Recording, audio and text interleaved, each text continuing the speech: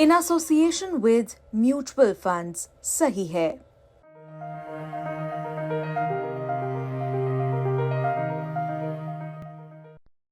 मैं तो उसको लाइक तंत्र के हिसाब से देखता हूँ ना। जैसे आप शेप्स के हिसाब से आप किस फॉर्म की एनर्जी जनरेट कर रहे हो ना। ये बेसिक जो फॉर्म है, ये बेसिक फॉर्म है ना इक्वेशन की, अपर ट्रायंगल डाउन ट्रायंगल। हम इस वक्त प्रयागराज में हैं और गंगा किनारे हैं, संगम किनारे हैं। ठंड का मौसम है और इस ठंड के मौसम में देर रात हमारे साथ आईआईटी वाले बाबा हैं, यानी अभय सिंह जी मौजूद हैं, जो देर रात इस वक्त सनातन पाठ कर रहे हैं संगम किनारे। आप तस्वीरें देखिए, हमारे ठीक बगल में मौजूद हैं और बाकायदा उन्होंने अगरबत्ती, फूल और कुछ यहाँ पर ड्राई फ्रूट्स में देख रहा हूँ कुछ गेंदे के फूल हैं वो उनके साथ मौजूद हैं। अभय जी, ये किस तरह का पाठ है और हम इस वक्त संगम किनारे हैं, आप क्या इस चीज़ को कैसे देख रहे हैं, क्या है ये? मैं तो उसको लाइक तंत्र के हिसाब से देखता हूँ ना। जैसे आप शेप्स के हिसाब से आप किस फॉर्म की एनर्जी जनरेट कर रहे हो ना। तो ये बेसिक जो फॉर्म है, ये बेसिक फॉर्म है ना इक्वेशन की, अपर ट्रायंगल डाउन ट्रायंगल, मेल और फीमेल। फिर उसके अंदर तुमने ऐसे डॉट वाला ऐसे बीच में एक सेंटर बनाया फायर एलिमेंट से। फिर बाकी जैसे स्मेल एलिमेंट से तुमने उसके साइड का ऐसे 6 वो बनाए, उसको बैलेंस किया कहीं नहीं। फिर 2 जैसे अगरबत्ती थी तो 2 अगरबत्ती का फिर मैंने ऐसे इस्तेमाल किया कि हाँ साइड में उसका बैलेंस करने के लिए, राइट लेफ्ट वाला। और ये सब तो प्रसाद होता है कि हाँ तुम डाल रहे हो उसके अंदर कि हाँ अब इस एनर्जी के अंदर तुम ये कंट्रीब्यूट कर रहे हो। और डायरी तो मैंने इसलिए रखी है, उसमें एनर्जी वो एक्टिवेट हो जाएगी ना साथ में। किस तरह की एनर्जी आप जनरेट कर रहे हैं? ये तो बैलेंस वाली एनर्जी है, मतलब किस चीज़ की बैलेंस है? यूनिवर्स का जो मेन बैलेंस जो है, एक अपवर्ड डायरेक्शन जाने की, एक डाउनवर्ड डायरेक्शन में जाने की एनर्जी की, उसका जो मेन बैलेंस है।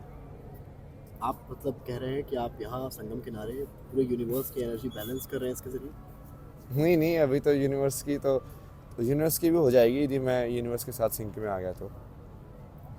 कैसे आएंगे? ध्यान ही है उसके लिए, यही है ये सब करके। जैसे मैं तो ध्यान में बैठ जाता हूँ। मैं जनरली इस लाइक वैसे कोई पूजा का वैसे यूज़ नहीं करता, और जो भी एलिमेंट होते हैं, जैसे मुझे यहाँ पे बैठना है, मुझे एनर्जी बनानी है तो एक अगरबत्ती लगी साइड ऐसे बैलेंस करने के लिए, और कैसे लाइक दिए भी कैसे अरेंज करने कमरे के अंदर एनर्जी के हिसाब से, ताकि वो काइंड ऑफ लगे। उसको तुम वैसे भी देख सकते हो कि तुम्हारे रूम में सबसे इवन लाइटिंग किस लाइटिंग कॉम्बिनेशन ऑफ दिया में आएगी। इसका मतलब वो वाली ज्योमेट्री जो है सबसे ज़्यादा कंस्ट्रक्टिव इंटरफेरेंस वाली ज्योमेट्री है लाइट की। इसलिए कि तुम 4 अलग अलग साइड से स्पीकर बजा रहे हो और वो स्पीकर सिंक होके एक बेस्ट कॉम्बिनेशन कैसे प्रोड्यूस कर रहा है साउंड का रूम के अंदर, राइट। तो तुमने अब लाइट के थ्रू कर रहे हो, और ये जो अलग अलग एलिमेंट है, जैसे अगरबत्ती के थ्रू एक अलग एलिमेंट है, जैसे फूल के थ्रू एक अलग एलिमेंट है, और फायर के थ्रू एक अलग एलिमेंट है। वो आपकी कहानी भी कुछ इसी तरीके से है, साइंस और सनातन का एक मिश्रण। हाँ यही है, जो कि वो मेरा तो मेन आध्यात्म में इस होता है कि मैं उस प्रेजेंट मोमेंट में उस कॉन्शियसनेस में जो फील कर रहा हूँ, जो समझ रहा हूँ, उसके हिसाब से एग्जीक्यूट करना, ना कि कुछ लाइक सेट वाली चीज़ है वो भी आ जाती है जो कि वो किसी रीज़न की वजह से बनी हुई है। तो आपका कहना ये है कि जो है वो वर्तमान है, ना भूत ना भविष्य। वो तो सत्य ही है ना, वो मेरा क्या कहना है। आप क्या कहते हो? भूत और भविष्य है, वर्तमान ही है ना। जो जीते वो तो वर्तमान ही है, वो वर्तमान ही तो भूत बनता है बाद में। लेकिन कुछ लोग होते हैं ना जो बहुत भविष्य के बारे में चिंता करते हैं कि कल कैसे होगा, क्या होगा, 2 साल बाद क्या होगा, 10 साल बाद क्या होगा, EMI, म्यूचुअल फंड, तमाम चीज़ें। आप इस चीज़ को कैसे देखते हैं? क्या भविष्य के बारे में इतना चिंतन आवश्यक है या वर्तमान में ही रहना उचित? अब भविष्य के बारे में चिंता करना आवश्यक नहीं है। भविष्य के बारे में सोच सकते हो, प्लान कर सकते हो, बट चिंता जो शब्द है वो अलग है, राइट। चिंता मतलब तुम उस चीज़ में कहीं ना कहीं लाइक टेंशन क्रिएट हो रही है। Like naturally you can see like the world, like right now I am at a certain stage in my life. Now to go forward, what I can do, I can only do what I can do, like my 100% effort I can put in my direction. I can use all my like mind power to create a plan or strategy, whatever I can think of, whatever resources I have available, and then execute it. तो उसमें चिंता और ये सब नहीं आएगा, but you are still doing it, but you are not trapped in the future. तो हो अपने प्रेजेंट मोमेंट में 100% देने की ही उसमें हमेशा, कि मैं तो बस अपने प्रेजेंट को, हर प्रेजेंट मोमेंट को 100% जीऊँगा और उसके हिसाब से ही वो आगे आगे चीज़ें होती जाएंगी। कर्म या भाग्य?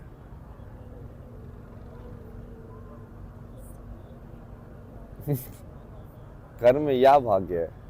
कर्म। कैसे? क्योंकि हम नीचे से देख रहे हैं ना उसको, भगवान के पर्सपेक्टिव से तो सब विधान है, मतलब जिसने सब सृष्टि बनाई है उसको तो सब कुछ अंडरस्टैंडेबल है ना, उसके लिए तो कुछ भी अनसर्टेन नहीं है। समझे? जैसे महाकाल बोलते हैं तो इसका मतलब उनको तो टाइम का सब कुछ दिखता है, उनको तो सब पता है, तो उनके लिए वो कर्म नहीं बोल सकते, क्योंकि उनको तो लाइक वो भाग्य ही पूरा पता है उनको कि सृष्टि की क्रिएशन कैसे हुई है, कोई भी सोल किसकी टेंडेंसी कहाँ पे होगी, वो क्या करेगी, क्या होगा उसके साथ, तो वहाँ पे उनके हिसाब से तो सब भाग्य ही है। इंसान कुछ अपनी मर्जी से करता ही नहीं है। जो कृष्ण बोल रहे थे कि तुम तो करता हो, तुम तो सिर्फ वो भगवान की जो एक विल है उसको एग्जीक्यूट कर रहे हो, तो वहाँ से देखोगे तो सब भाग्य दिखेगा, बट जब इंसान के एंगल से देखोगे नीचे से उसी चीज़ को ऊपर करके, तो वो ऐसे लगेगा कि हाँ मैं कर रहा हूँ, क्योंकि अभी तक वो पहुँचा नहीं है कि मैं बिना मैं के भी हो सकती है चीज़ें, मैंने पैसे कमाए, मैंने किया, तो वो कर्म में बन जाता है। कई लोग होते हैं जो कहते हैं कि हम बहुत कर्म कर रहे हैं लेकिन हमें फल नहीं मिल रहा है, और सामने वाला व्यक्ति कुछ नहीं कर रहा है लेकिन वो ऊंचाइयों तक पहुंच गया, तो यहाँ तो भाग्य ही है ना, यहाँ तो कर्म नहीं है। नहीं नहीं, भाग्य ऐसा कुछ नहीं होता ना, कर्म तो चलता तो कर्म के सिद्धांत पे ही है। वो ऐसा नहीं है कि वो भाग्य भी कर्म के सिद्धांत पे ही लिखा गया है। क्या इसमें जन्मों का फेर है? हाँ हाँ, जन्मों का फेर भी है। जैसे आपको उसको यदि अभी कुछ फल मिला, या तो उसने अपने बेसिकली ये मान के चलो कि आपके पास पूंजी है, अब पुण्य की पूंजी है, जो आपने बढ़िया एक्ट किए हैं तो उससे आपकी चेतना ऊपर गई है। फिर आपके पास पाप की पूंजी है, तो आप मान लो अपनी पुण्य जो है कैश करा लो।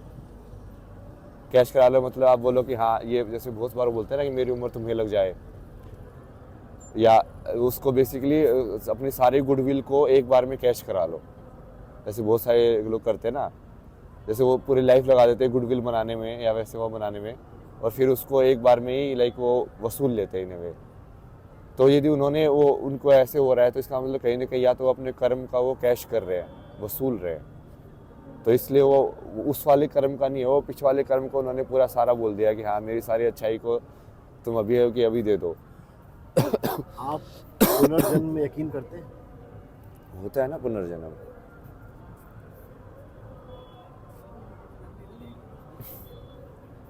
कई लोग कहते हैं सब नहीं होता। नहीं नहीं, वो पुनर्जन्म समझने के लिए पहले आपको जन्म और मृत्यु समझना पड़ेगा। शब्द क्या है जन्म और मृत्यु? अभी आप जैसे बोलते हो आपका जन्म हुआ, तो किस चीज़ का जन्म हुआ? किस चीज़ का जन्म? बताइए आप बताइए। आप इतने साल के हो, आपका यहाँ पे जन्म हुआ ना, तो कौन सी चीज़ थी जब हम पूछते हैं कि वहाँ पे आपके गांव में या हॉस्पिटल पे क्या जन्मा था? आपका नाम क्या है? मेरा नाम समर्थ है। समर्थ। तो समर्थ जन्मा था उस टाइम पे? नहीं, समर्थ तो बाद में नाम पड़ा था। उस वक्त क्या था? उस वक्त क्या जन्मा था? अच्छा, लड़का या लड़की? हाँ, बट उसके अंदर भी और डीपर भी है ना वो, क्या? कि वो लड़का लड़की तो फिर जैसे ऊपर वाला शरीर था। आप ही समझाइए। तो अभी जो टेम्परेरी शरीर है आपका, इंसान का जो शरीर है, वो कहीं ना कहीं ऊपर से कवर हुआ है उसी सेम कॉन्शियसनेस के ऊपर, एक कवरिंग अलग से क्रिएट हुई है। तो उसको आप वो सही बोल रहे हो, आपने जो बोला कि मनुष्य का जो शरीर है, मनुष्य जन्मा था बेसिकली, एक मनुष्य का शरीर मिला था, और फिर उसके अंदर आप बोल सकते हो कि मेल या फीमेल जन्मा था। फिर उसके अंदर आप और कैटेगरी बोल सकते हो कि हाँ समर्थ जन्मा था। बट समर्थ को समर्थ बनाने के लिए तो बहुत ज़्यादा पर्सनैलिटी का योगदान है। अभी जिसको आप समर्थ बोलते हो, जिस पर्सनैलिटी को समर्थ बोलते हो, वो तो आपने बाद में बनी है वो।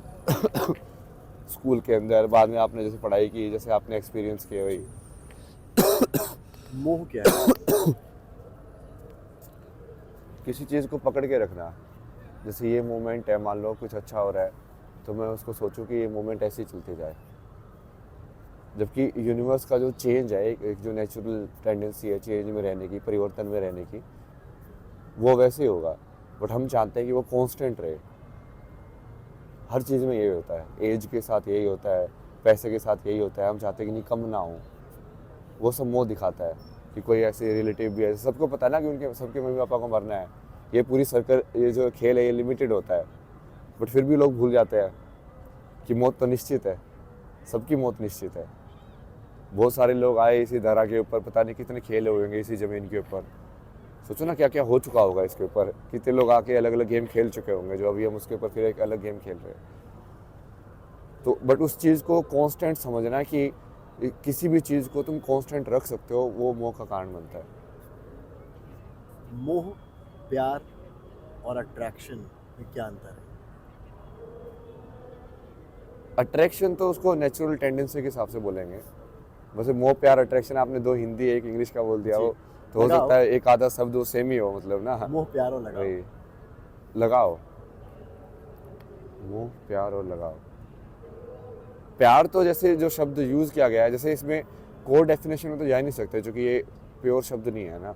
मोहब्बत। नहीं, मोहब्बत भी नहीं है, क्योंकि यदि संस्कृत के शब्द होते हैं ना तो उसमें ज्योमेट्री होती है। यहाँ पे तो ये अलग अलग मीनिंग के हिसाब से ही है। तो जैसे प्यार का मीनिंग को कोई उसका डेफिनेट मीनिंग नहीं बता सकते, क्योंकि वो शब्द ही डेफिनेट नहीं है।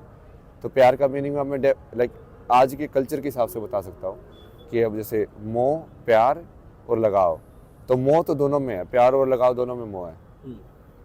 लगाव का मतलब ही मोह है। नहीं, वो उसमें प्रेम में अंतर है, बट इन सब में अंतर नहीं है। क्या अंतर है?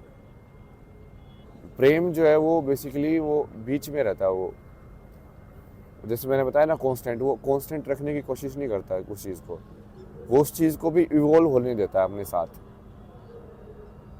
समझे। जैसे रिलेशनशिप में ही होता है, कई बार तुमने जैसे जिससे शादी की तुम चाहते हो कि वो वैसे ही रहे, बट हर एक इंसान, हर एक जो चीज़ है लाइफ के अंदर इवॉल्व हो रही है ना, वो भी इवॉल्व होगी। बट एक सेट पैटर्न यदि तुम्हारा बन गया कि नहीं मैंने इस इंसान से शादी की थी, यही इंसान वैसे ही रहना चाहिए, वो कभी नहीं होगा। तो प्रेम का मतलब है कि तुम भी इवॉल्व हो और साथ में दूसरा भी इवॉल्व हो रहा है, बट फिर भी तुम सिंक में हो, ना तो तुम उसको रोक रहे हो ना खुद को बांध रहे हो, वो प्रेम होगा। आपके इस जवाब में शायद शादी के बाद कई जगहों पर हो रही झिकझिक का जवाब भी दे दिया है। हाँ, मतलब लोग पूछते भी है ना कई बार ऐसे क्वेश्चन रिलेशनशिप के बारे में, इन सब के बारे में।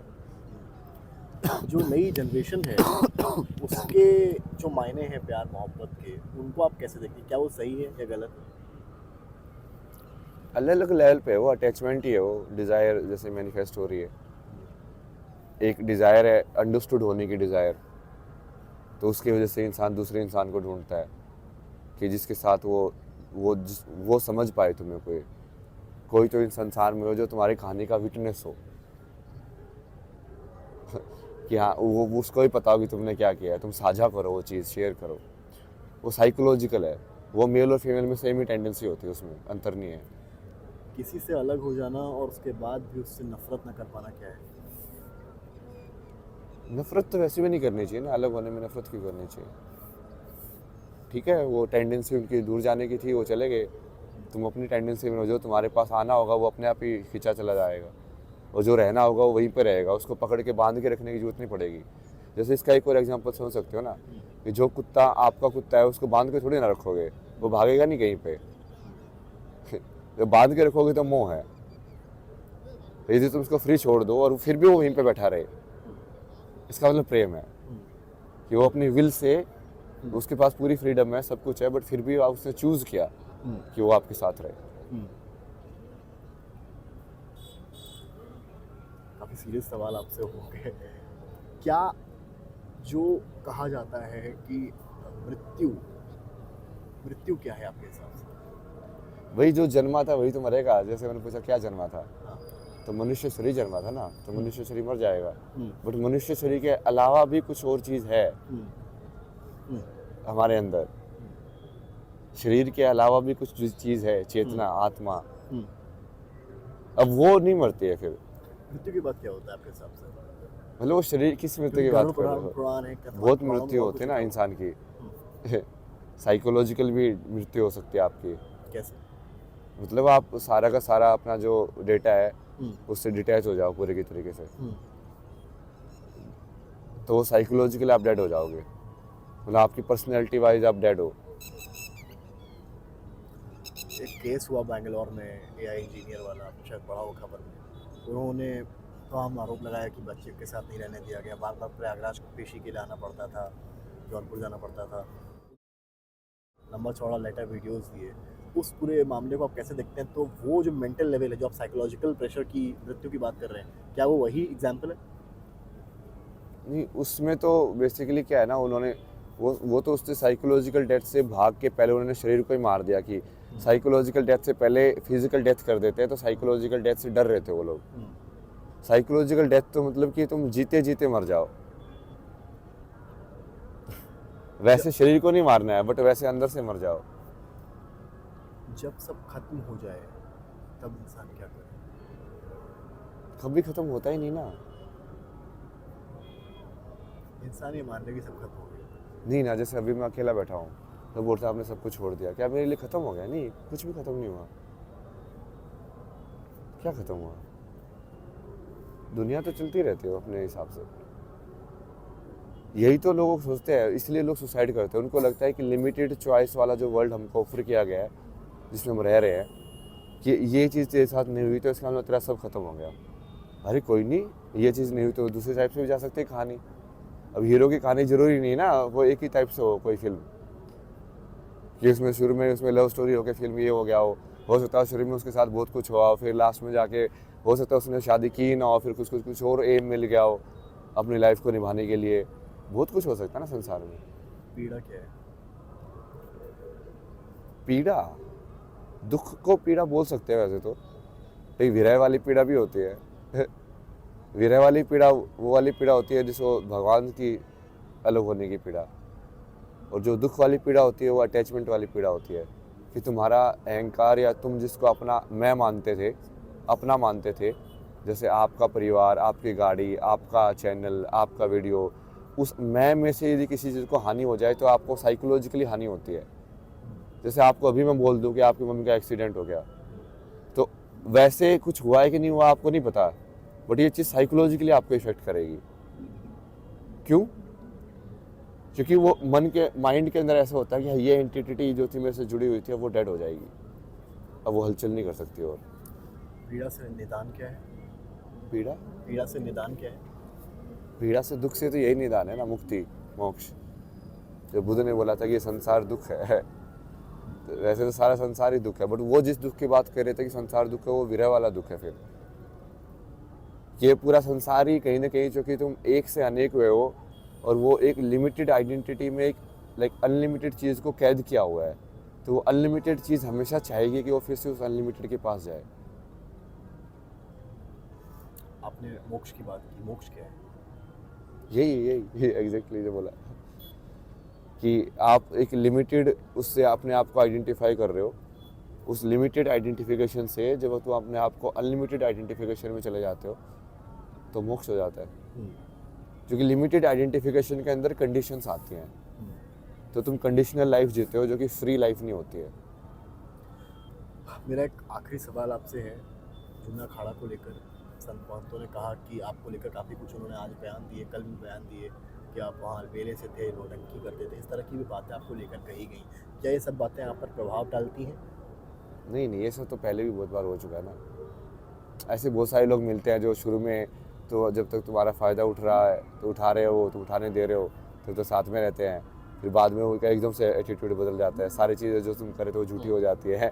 हमने शुरुआत की थी इस सवाल से, आपने वर्तमान, भूत और भविष्य की बात की। अभय सिंह जी, आईआईटी वाले बाबा का भविष्य कहाँ है? क्या देखते हैं? चिंता नहीं है, लेकिन क्या देखते हैं?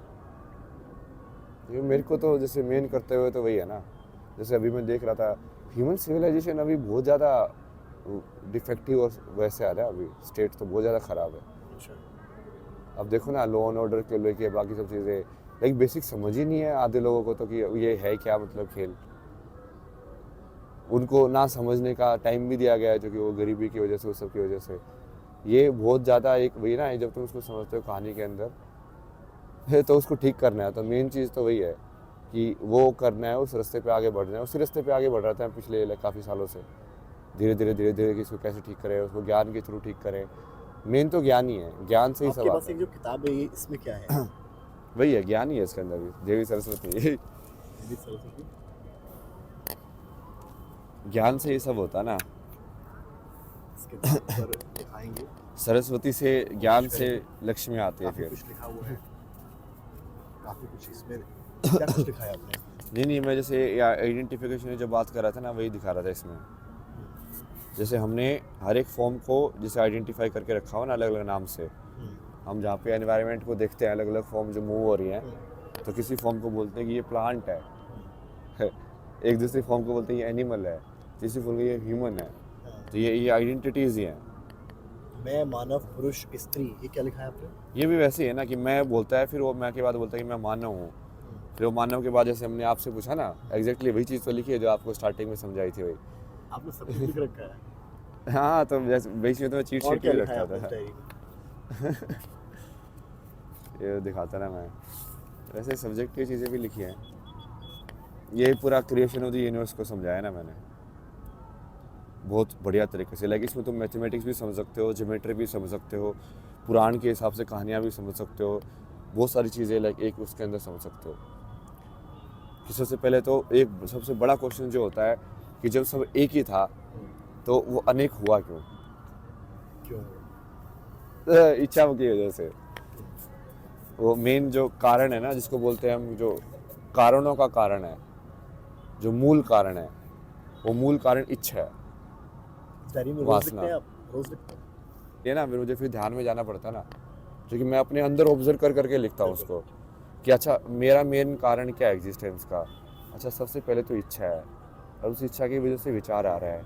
अच्छा, विचार की वजह से जैसे मेरे को विचार आया कि मुझे अभी ये करना है, या इंटरव्यू करना है, या बीडी मारनी है, तो सबसे पहले तो इच्छा हुई। इच्छा के हिसाब से फिर मैंने उसको आइडेंटिफाई किया कि हाँ कैसे करना है, क्या करना है। फिर उसके हिसाब से मैंने क्रिया की, मूवमेंट की लाइफ के अंदर। तो मैं बेसिकली इंटरनली, जैसे मैथमेटिक्स का भी समझना होता है तो उसके ऊपर ध्यान करता हूँ। अच्छा 2 क्या है, 3 कैसे, लाइफ में विजुलाइज करके ना फिर समझ के लिखता हूँ। मैं एक आखिरी सवाल के साथ इस इंटरव्यू को खत्म करूँगा, क्योंकि काफ़ी जो यंगस्टर्स हैं वो आपको देखते हैं, सुनते हैं, उनका एक जहन में सवाल होता है कि कई बार एग्ज़ाम देते हैं, एग्ज़ाम नहीं निकल रहा है, कुछ ट्राई कर रहे हैं, ये बनना चाहते हैं, डॉक्टर इंजीनियर बन नहीं पा रहे हैं, उनके लिए आपकी क्या सलाह है? ये 2-3 चीज़ें हो सकते हैं ना उसमें। एक तो या तो आप गलत जगह पे अपना टैलेंट को यूज़ कर रहे हो, और दूसरा कि हो सकता है आपको वो एटमॉस्फेयर या एनवायरनमेंट वैसा नहीं मिल पा रहा हो, कि सिखाने वाले जो है वो कंसेप्ट आपको सही से नहीं बता रहे हो। और सबके तो निकल ही नहीं सकता ना कोई तो फेल होगा ही अब एग्ज़ाम के अंदर। मान लो ये भी तो है ही ना, या तो वो सीट उतनी हो। अब मान लो 4 लाख दे रहे हैं तो उसमें तो 4-5 हज़ार ही तो पास होंगे। तो वो चीज़ भी है, वो रिलेटिव कंपेयरिंग भी है। हो सकता है तुम उतने बेस्ट ना हो बट हो बढ़िया, वो सारे कारण हो सकते हैं इसके। बहुत बहुत शुक्रिया आपका हमसे बात करने के लिए।